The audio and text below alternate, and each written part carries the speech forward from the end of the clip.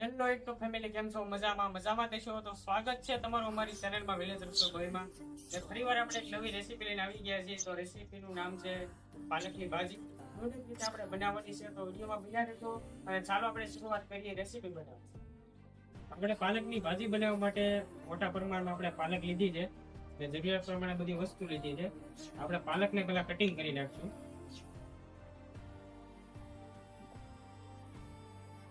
આપણે પાલક આવી રીતે કટિંગ કરવાની છે. ઝીણું જાડું ને ઝીણું જે રાખવાનું, મીડિયમ રાખવાનું છે.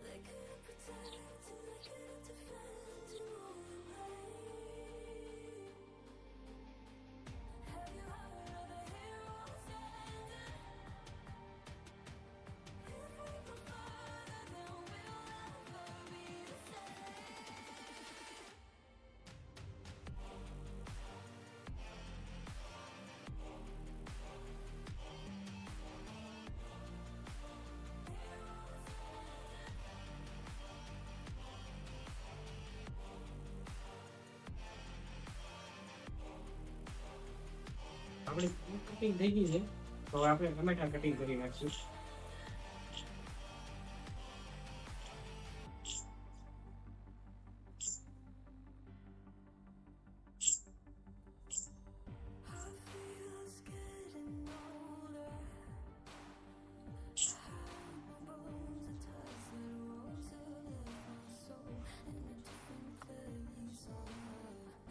આપણા ટમેટા કટિંગ થઈ ગયા છે. એની સાઈઝ મોટી રાખી છે, કારણ કે આપણે આની ગ્રેવી બનાવવાની છે.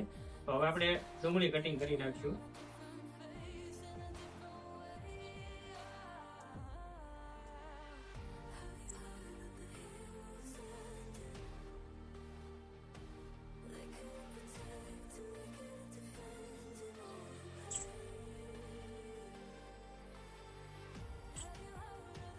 આપણી ડુંગળી કટિંગ થઈ ગઈ છે, એની આપણે સાઈઝ મોટી રાખી છે. જેને પણ આપણે મિક્સરમાં ગ્રેવી કરવાની છે.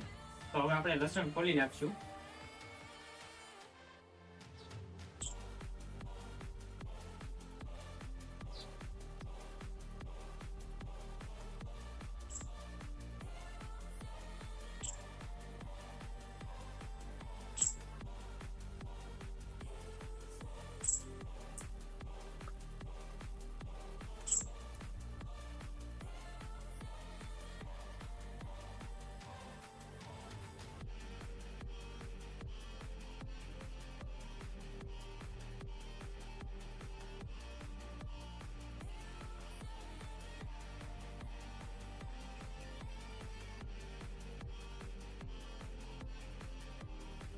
આપણે કટિંગ કરેલી ડુંગળી લીધી છે. હવે આપણે મિક્સરમાં ગ્રેવી કરવાની છે.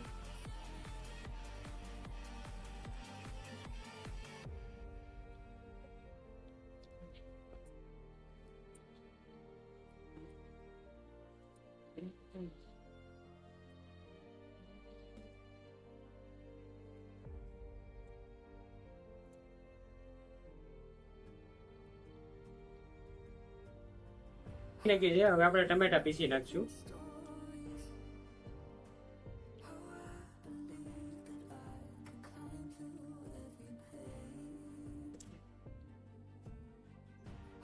ટમેટાની પ્યુરીની અંદર છે ને થોડોક શેણાનો લોટ એડ કરી દેવું. હવે આપણે મિક્સ કરી નાખશું મિક્સરમાં.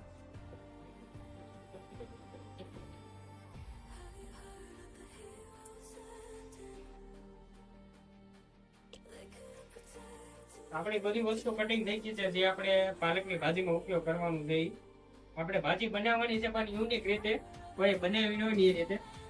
તો આપણે હવે તપેલું મૂકી દીધું છે. તેમાં આપણે હવે જરૂરિયાત પ્રમાણે તેલ એડ કરી દેવું.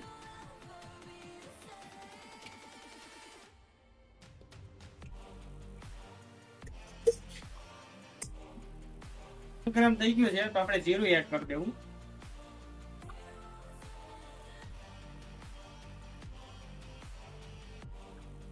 હવે આપણે ફળેલું લવણ એડ કરી દેવું.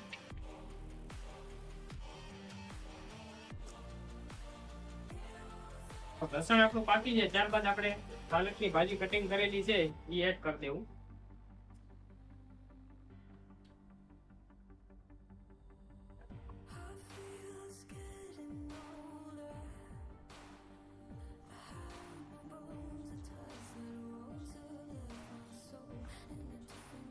હવે આપણે મિક્સ કરી નાખ્યું.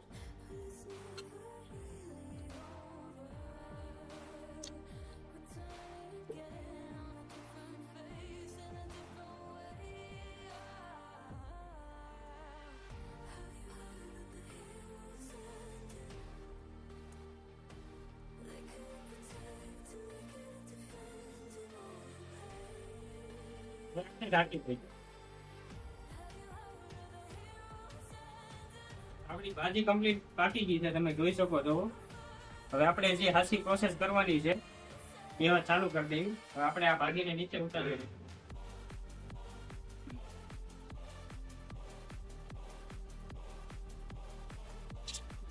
એમાં જરૂરિયાત પ્રમાણે થોડું તેલ એડ કરી દેવું.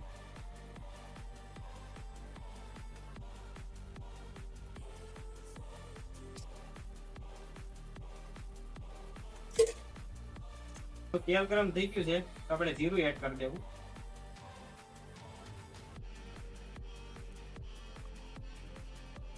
આપણે ફોલેલું લસણ લીધું છે, લસણને પણ આપણે એડ કરી દઈએ.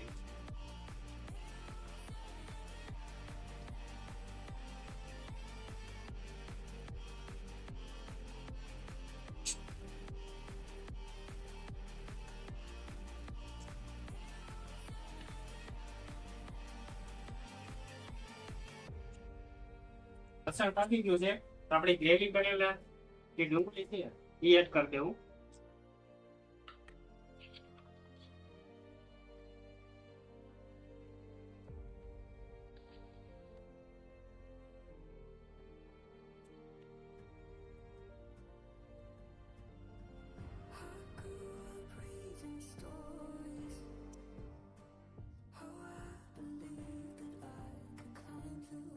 ડુંગળી આપણે આવી રીતે લાલ થઈ જાય ત્યાં સુધી આપણે પકાવવાની છે. હવે જે આપણે ટમેટાની ગ્રેવી લીધી છે એ આપણે એડ કરી દેવું.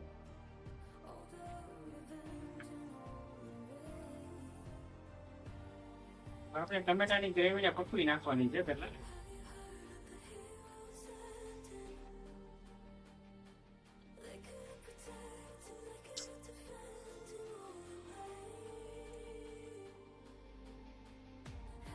ગ્રેવી પાકી ગઈ છે તેમાં આપણે હળદર પાવડર એડ કરી દેવું.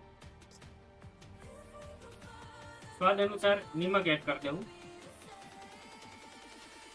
કાશ્મીરી લાલ મરચું. આપણે લસણમાં ભેળવેલું મરચું લીધું છે એ પણ આપણે એડ કરી દેવું. હવે આપણે મિક્સ કરી નાખીએ. હવે આપણે થોડુંક પાણી એડ કરી દેવું. ટમેટાની ગ્રેવી વાળું પાણી છે.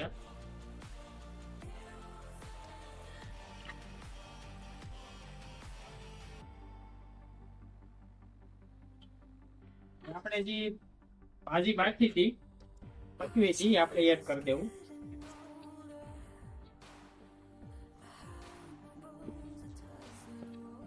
આપણે મિક્સ કરી નાખ્યું.